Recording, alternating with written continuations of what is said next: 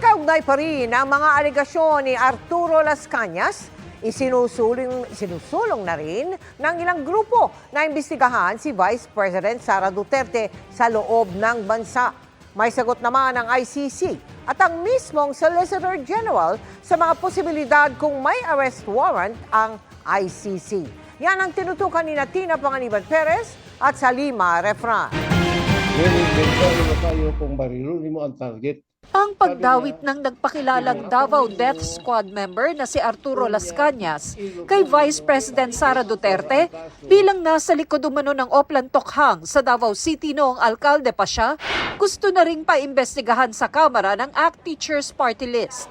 Talagang nangingilabot ako tsaka nabigla ako dun sa mga revelations. Worry lang ako din bilang secretary ng education kung malalaman ng ating ng sektor ng edukasyon na meron palang secretary na ganon. At kung mapapaharap ba ang bise sa Kamara? Wala siyang choice. Tingnan lang natin kung hanggang saan natin mag-push na o dapat na or kung hanggang saan yung powers ng Kongreso. Nauna nang itinanggi ng Vice Presidente ang mga alegasyon na tinawag niyang scripted.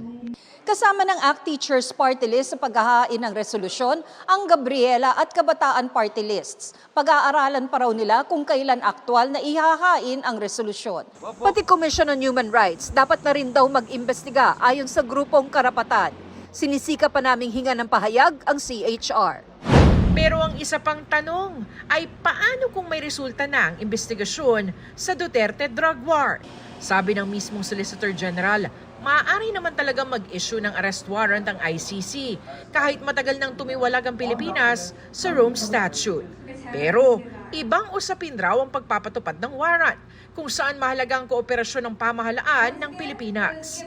At ang mismong pag-issue ng warrant dapat daw nakabase sa pagkakaroon ng reasonable grounds na nagawa ang krimen sa ilalim ng jurisdiksyon ng ICC.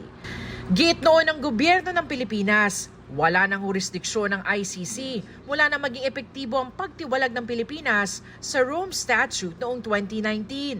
Pero sabi ng Korte Suprema, may jurisdiksyon ito sa mga krimeng naganap bago ang pagtiwalag.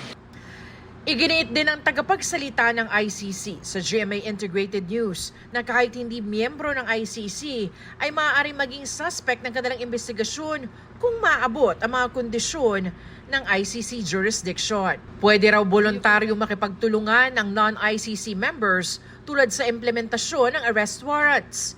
Kung naaresto ang isang suspect at isinuko sa ICC, ikukulong siya sa ICC Detention Center sa Netherlands, habang ang pre-trial at hearings naman ay didinggin ng ICC judges.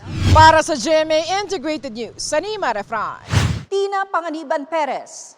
Nakatutok kami 24 oras.